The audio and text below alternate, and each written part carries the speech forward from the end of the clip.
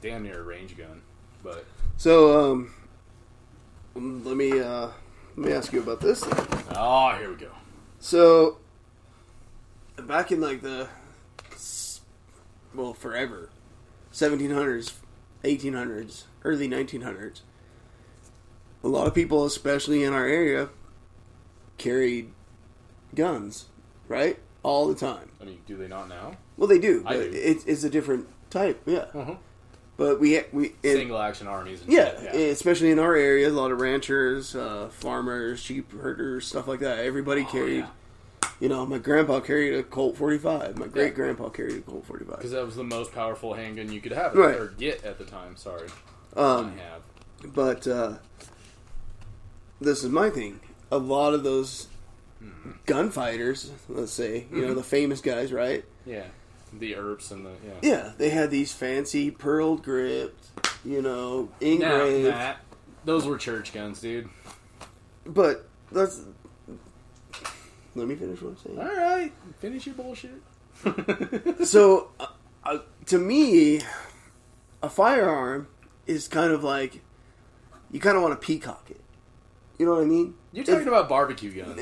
No, I'm not, dude. Like all my guns are pretty fucking nice, right? Like my 19X is Cerakoted, but Fine, nice. yeah, you got the red. Yeah, that's just the accents. only base plate I could find. Anyway. But what I'm saying is like we're never gonna use these guns. God forbid, dude, or Allah, or whatever the fuck you believe in. Because I have red base plates, which, oh god, I'm going the wrong way. You know, they add weight. They make the mags dump easier.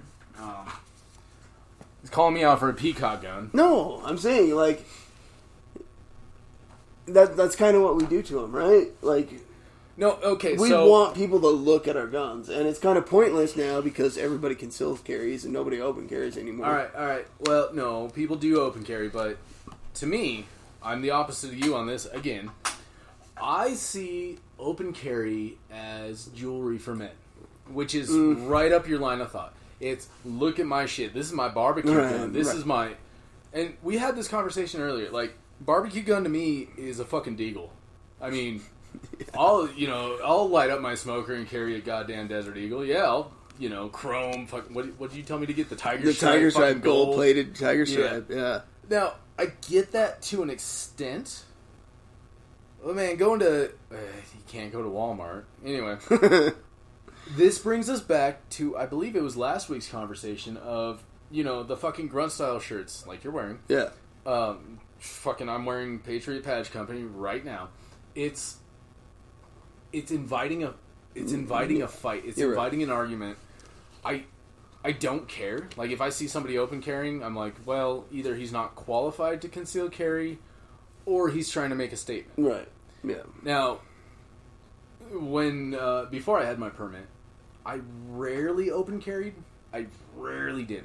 And when I did, I had just enough exposed to not be breaking the law. Yeah. Because I don't want to invite that bullshit. Now, I don't have a problem getting into an altercation. We talked about that at length. Right. I don't want to invite it. I mean, I normally have my son with me. Yeah, I'll go that far. And I don't want to have to hide him from a fucking fight. Like, if I have to protect my son, I'm going to jail for a very long time. Right. Because there is no lenience there. Yeah, exactly. If I get into a fight with my son behind me, it's violence. It's pure fucking violence of action. Unadulterated hate. It's going to be awful because I mean, any of them. Now I have older sons. Same thing. I don't care. Any of my kin. Yeah, it's game on. But right. If it's concealed, can you go get her, Ray? That guy is turning into dog guy. Anyway, it's the same thing. If it's my fucking family, dude, I am not going to joke around at all. Right. And I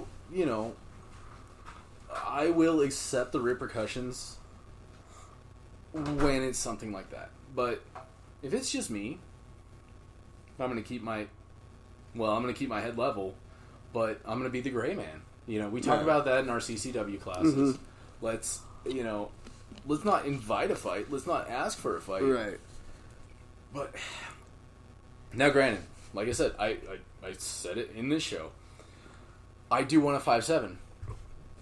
The FN-57, that's a goddamn barbecue gun. A goddamn Cabot, that'd be my barbecue gun. An STI 2011. Oh yeah. Yeah. Because I don't run race guns. I love race guns, but I don't run them. Yeah. And here's my whole thing on open carry, right? Like, if you don't have a concealed carry, and that's the only way that you can protect yourself, totally agree. Do it. Don't do it. Don't give a shit what other people say. Yep.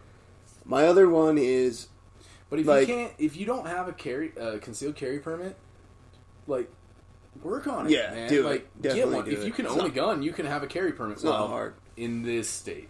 It's not Sorry, hard. guys that are not in this state. That one Cali listener we have. Hi, Roden.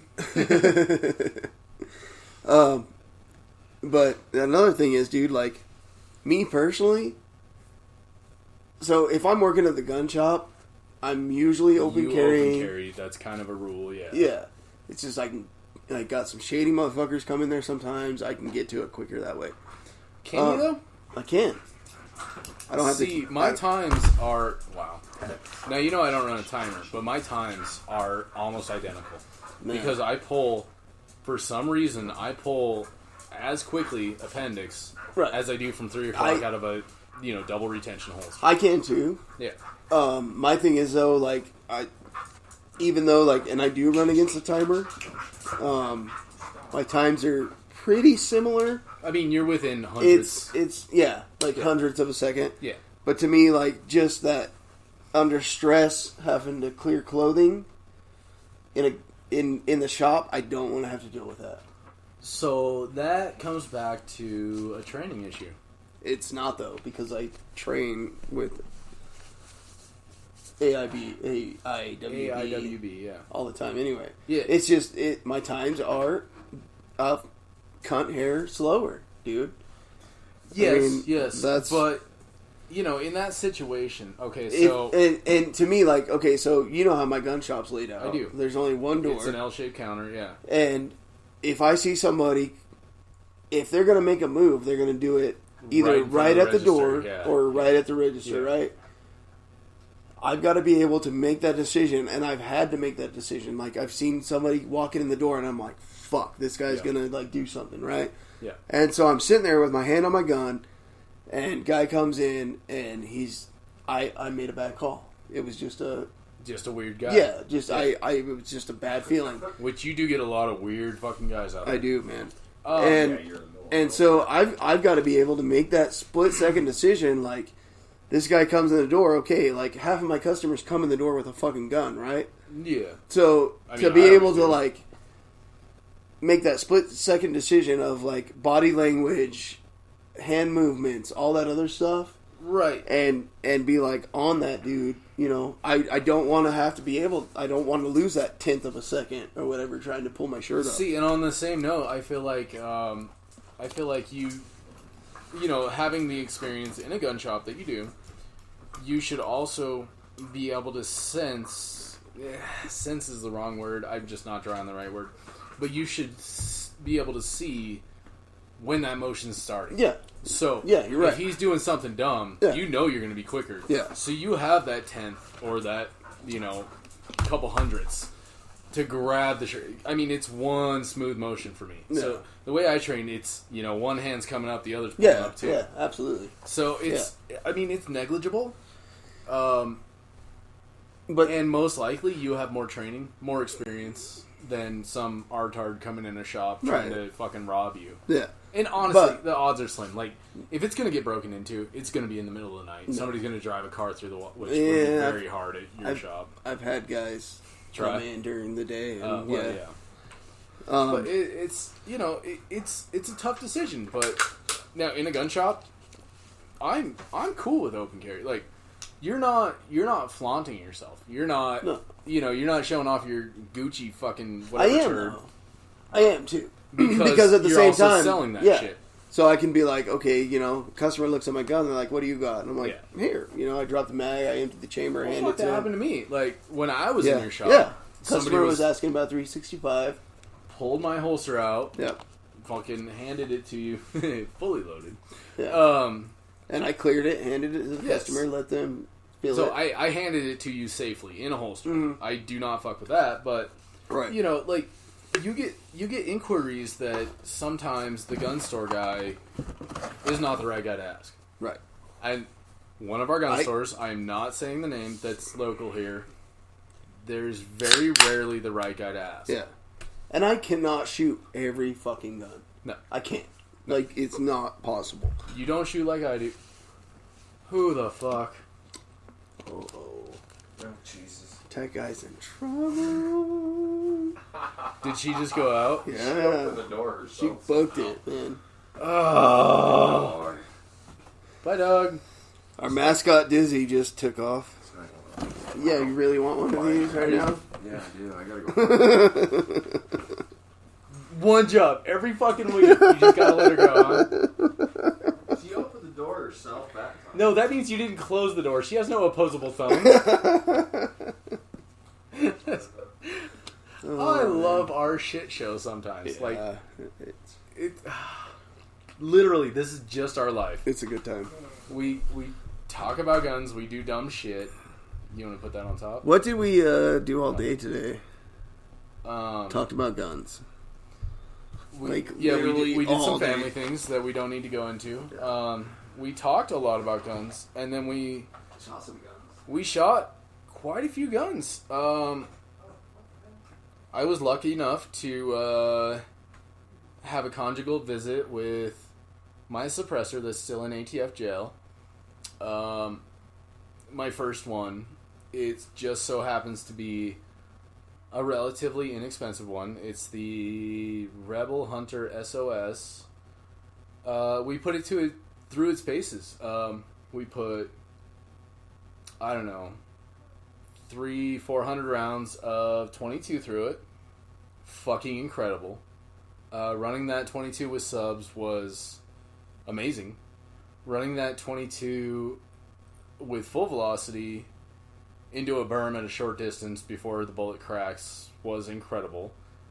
We put it on my 7.5-inch AR pistol, which that thing is fucking obnoxious, but with the can on it is, I don't know, borderline hearing safe. Like it's real close. Yeah, it's very close. It's fair. It's like a 22. It's like a 16-inch 22. Yeah. Now we only shot it at 50 yards. 50 yards exactly. So we also put it on my my Savage Model 10 BA Stealth 6.5 Creedmoor. Holy hell! Wow. I mean, wow. I was impressed, dude. Super impressed. Now the last time you shot that, I had that I don't remember what brand. Tanker brake kind of deal. Yeah, I had that Shy-Tac fucking... Yeah. It looks like the 50 cal brake on it, which was obnoxious. Mm-hmm. But, you know, shooting with that can, which is a very large can, not heavy, it's all aluminum. It's, you know, it's very light. Really light, like, you don't feel it at all on the end of the rifle. You do not. It's really impressive. I gotta say, for the price, Rebel silencers, man, you're probably going to get a lot more money from me. I will buy. So is the ATF. Yes. This is going to keep me from buying that fucking Masada. Well, no, probably not. I'm going to buy that Masada anyway.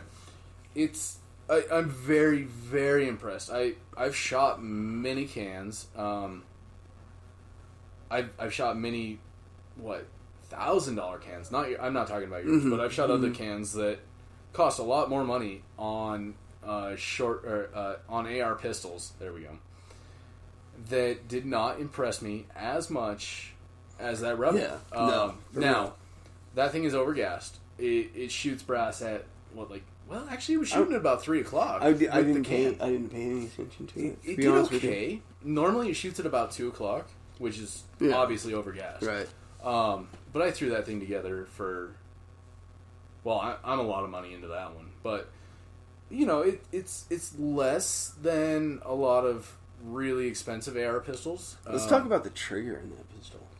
Oh, I love that goddamn trigger. CMC triggers.